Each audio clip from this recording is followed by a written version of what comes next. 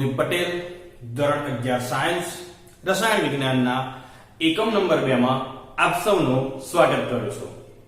આજે આપણે ખૂબ જ અગત્યના પ્રશ્નનો જવાબ મેળવવાના છીએ। ખૂબ અગત્યની થિયરી આપણે આજે ભણવાના છીએ, માટે આ પ્રશ્નનો જવાબ આજે જ તૈયાર કરશો। પ્રશ્ન એવી રીતે છે કે હાઇડ્રોજન પરમાણુ માટે બોરનો નમૂનો સમજાવો। બોર નામના વૈજ્ઞાનિકનું નામ તમે સાંભળ્યું હશે, વૈજ્ઞાનિક નીલ્સ બોર। એમણે હાઇડ્રોજન પરમાણુ માટે જે એમનો પોતાનો નમૂનો રજૂ કર્યો તે થિયરી આપણે સમજવાની છે આજે। પોઈન્ટ નંબર 1, અહીંયા ઘણા બધા પોઈન્ટ ટૂંકાણમાં લખેલા છે, હું થિયરીમાં તે બોલતી વખતે સમજાવીશ અહીંયા, માટે તમે બોર્ડ ઉપર લખ્યા પ્રમાણેનું નહીં લખતા, એનો ઉપયોગ કરી જે હું સમજાવવાનો છું તેની મદદથી થિયરી લખશો, બરાબર ને।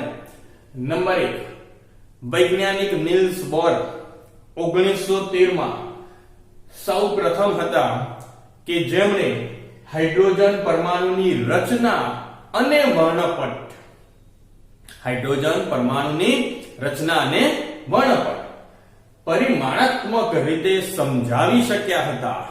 આ એક પ્રથમ વૈજ્ઞાનિક હતા, નીલ્સ બોર।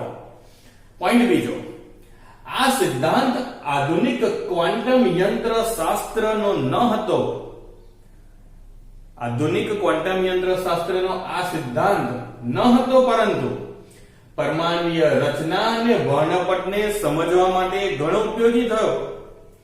આપણે હાઇડ્રોજન પરમાણુની વર્ણપટ અને રચના જે સમજવી હતી એ સમજવા માટે આ જે સિદ્ધાંત નીલ્સ બોરે આપ્યો તે ખૂબ અગત્યનો થઈ નીવડ્યો। એમાં અહીંયા આપણે સૌપ્રથમ જોઈશું એમની 4 અભિધારણાઓ જે અહીંયા લખી છે, અને ત્યાર પછી એમના મત અનુસાર હાઇડ્રોજન પરમાણુનો નમૂનો કેવો હોવો જોઈએ। તો અહીંયા હેડિંગ કરેલું છે કે હાઇડ્રોજન પરમાણુ માટે બોરની અભિધારણાઓ નીચે પ્રમાણે છે। નંબર 1, હાઇડ્રોજન પરમાણુ માં રહેલો ઇલેક્ટ્રોન કેન્દ્રની આસપાસ વર્તુળાકાર પથ પર ચોક્કસ ત્રિજ્યા અને ઊર્જા સાથે ગતિ કરે છે, ફરે છે, જેને કક્ષા તરીકે ઓળખવામાં આવે છે, અથવા તેને સ્થિર અવસ્થા અથવા માન્ય ઊર્જા અવસ્થા તરીકે ઓળખવામાં આવે છે। એટલે ઇલેક્ટ્રોન જે વર્તુળાકાર પથ પર ગતિ કરે છે એને કક્ષા કહેવાય। આ શબ્દ તમે પહેલા પણ સાંભળી ચૂક્યા છો। નંબર 2, કક્ષામાં રહેલો ઇલેક્ટ્રોન, કક્ષામાં ગતિ કરતો ઇલેક્ટ્રોન જે ચોક્કસ ઊર્જા સાથે ફરતો હોય છે, આ ઊર્જા સમય સાથે બદલાતી નથી। આ ઊર્જા સમય સાથે બદલાતી નથી, પરંતુ જ્યારે ઇલેક્ટ્રોન નીચી ઊર્જાવાળી કક્ષામાંથી ઊંચી ઊર્જાવાળી કક્ષામાં જાય, નીચી ઊર્જાવાળી કક્ષામાંથી ઊંચી ઊર્જાવાળી કક્ષામાં જાય તો એ ઊર્જાનું શું કરે? શોષણ કરે। અને જ્યારે ઇલેક્ટ્રોન ઊંચી ઊર્જાવાળી કક્ષામાંથી નીચી ઊર્જાવાળી કક્ષામાં પાછો આવે ત્યારે તે ઊર્જાનું શું કરે?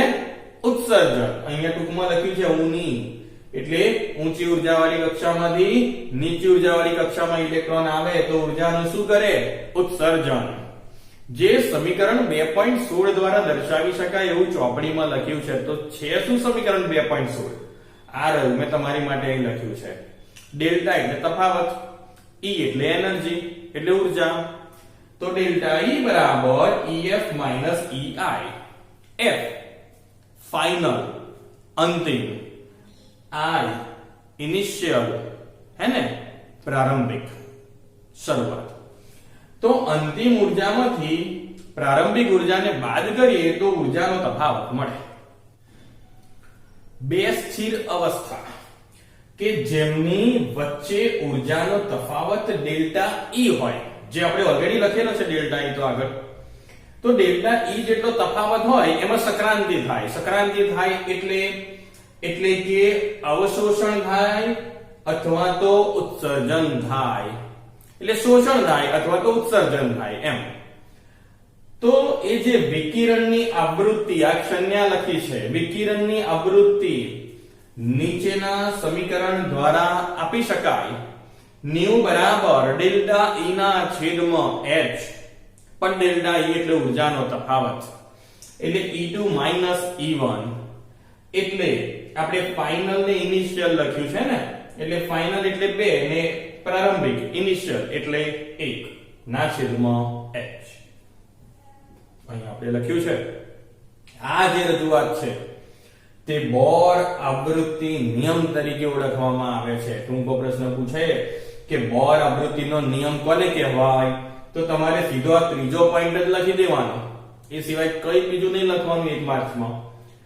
સ્થિર કક્ષામાં રહેલા ઇલેક્ટ્રોનની કોણીય વેગમાન, સ્થિર કક્ષામાં સ્થિર અવસ્થામાં રહેલા ઇલેક્ટ્રોનના કોણીય વેગમાન કયા સૂત્રથી આપી શકાય? MEBR is equals to n into h upon 2 pi. જ્યાં આ ઇલેક્ટ્રોનનું દળ છે, વેગ છે, આ ત્રિજ્યા છે, મુખ્ય ક્વોન્ટમાંક આ છે આપણો પ્લાન્ક અચળાંક, પાઈ તો અચળાંક તમે જાણો છો. તો આ એ વાત થઈ અભિધારણાઓની, અને હવે વાત કરવી છે આપણે અહીંયા કુલ 5 મુદ્દાઓની, E B C D E small લેટર્સમાં, જેનું હેડિંગ છે હાઇડ્રોજન પરમાણુ બોરના નમૂના પ્રમાણે. તો વાત કરીશું પહેલા મુદ્દાની. ઇલેક્ટ્રોનની સ્થિર કક્ષાઓ કઈ રીતે દર્શાવીએ? n બરાબર 1 2 3 સો ઓન અનંત. તેમને મુખ્ય ક્વોન્ટમ આંક તરીકે ઓળખવામાં આવે છે. તમને પ્રશ્ન થશે વિદ્યાર્થી મિત્રો કે મુખ્ય ક્વોન્ટમ આંક એટલે શું? કે જો અહીંયા પણ આગળ આવી ગયો છે, આ સંજ્ઞા છે, આ એનું નામ છે, ને સવિસ્તાર થિયરી આપણે આ જ પ્રકરણમાં આગળના ભાગમાં ભણવાની છે હજી, એટલે એની અત્યારે આપણે ચર્ચા કરવા જતા નથી. બે, સ્થિર કક્ષાઓની ત્રિજ્યા કયા સૂત્રથી શોધાય?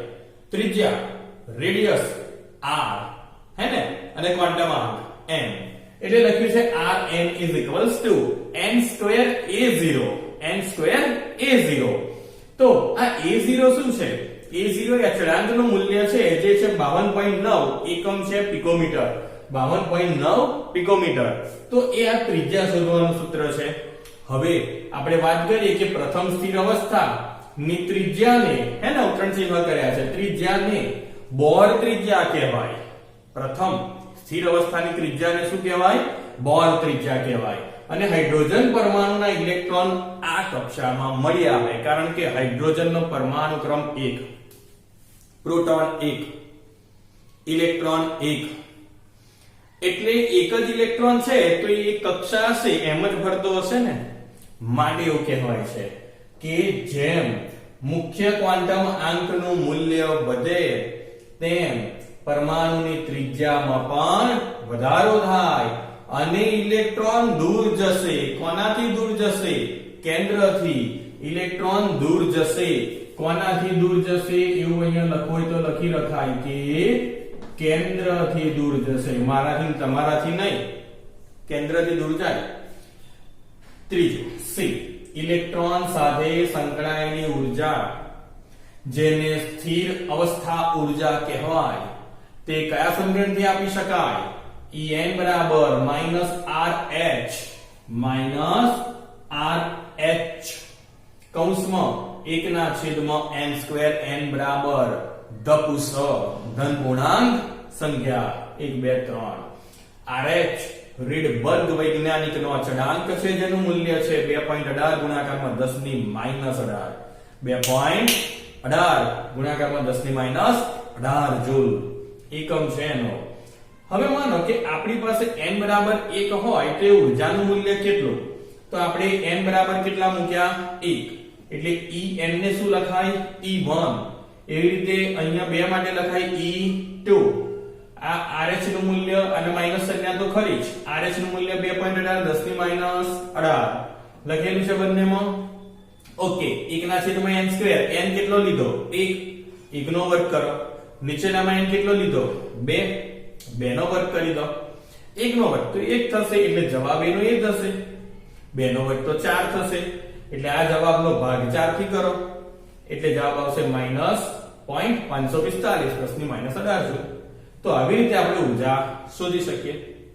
પણ અહીંયા એક મુદ્દો અંદર એવો પણ ઉમેરેલો છે કે ઇલેક્ટ્રોન કેન્દ્રની અસરથી મુક્ત થઈ જાય. ક્યારે મુક્ત થાય? જ્યારે અંતર ખૂબ વધી જાય.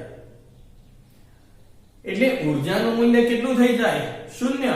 ઇલેક્ટ્રોન જતો રહે કક્ષામાંથી, પરમાણુ જોડથી જતો રહે, ત્યારે મુખ્ય ક્વોન્ટમાંક n બરાબર કેટલો લખાય? ઇન્ફિનિટી, અનંત. હે ને? ત્યારે આયન થયેલો હાઇડ્રોજન પરમાણુ કહેવાય. આયન થયેલો હાઇડ્રોજન પરમાણુ કહેવાય. ડી, હાઇડ્રોજન પરમાણુની જેમ જે તત્વમાં એક જ ઇલેક્ટ્રોન રહેલો હોય તેમને બોરનો સિદ્ધાંત લાગુ પાડી શકાય. તો તમને પ્રશ્ન થશે કે સર હાઇડ્રોજન ની જેમ બીજા તત્વોમાં પણ શું એક ઇલેક્ટ્રોન છે? હોઈ શકે. ક્યારે? તો કે જ્યારે એ અન્ય ઇલેક્ટ્રોન ગુમાવી દે ત્યારે. હિલિયમનો પરમાણુનો ક્રમ તો 2, એટલે ઇલેક્ટ્રોન પણ 2, પણ એક આપી દે તો એક ઇલેક્ટ્રોન થયો ને. લિથિયમનો પરમાણુ ક્રમ 3, એ તો 2 ઇલેક્ટ્રોન આપવા પડે, તો રહી ગયા 1 ઇલેક્ટ્રોન. બેરિલિયમમાં 4 નંબર ને 4 ઇલેક્ટ્રોન, 3 આપી દે તો ઇલેક્ટ્રોન 1, એટલે કેટલા ઇલેક્ટ્રોન આપ્યા? 1, એટલે 1 ધનભાર વધ્યો. કેટલા ઇલેક્ટ્રોન આપ્યા? 2 ધનભાર વધ્યો. કેટલા ઇલેક્ટ્રોન આપ્યા? 3 ધનભાર વધ્યો. એટલે એવું લખેલું છે. તો બોરનો સિદ્ધાંત લાગુ પાડી શકાય. કેવી રીતે? તો En બરાબર -2.18 ગુણાકારમાં 10⁻18 z² ના છેદમાં n², z² ના છેદમાં n². ઊર્જાનો એકમ તો જૂલ, એના દ્વારા ઊર્જા આપી શકાય. પણ આપણે ત્રિજ્યા આપવી હોય તો Rn બરાબર 52.9 n² ના છેદમાં z પિકોમીટર. z બરાબર પરમાણુનો ક્રમ. તમને થશે કે સાહેબ z અહીંયા આવ્યો, z અહીંયા આવ્યો. z શું છે? પરમાણુનો ક્રમાંક. આપણે ભણી ચૂક્યા છીએ, યાદ આવે છે ને?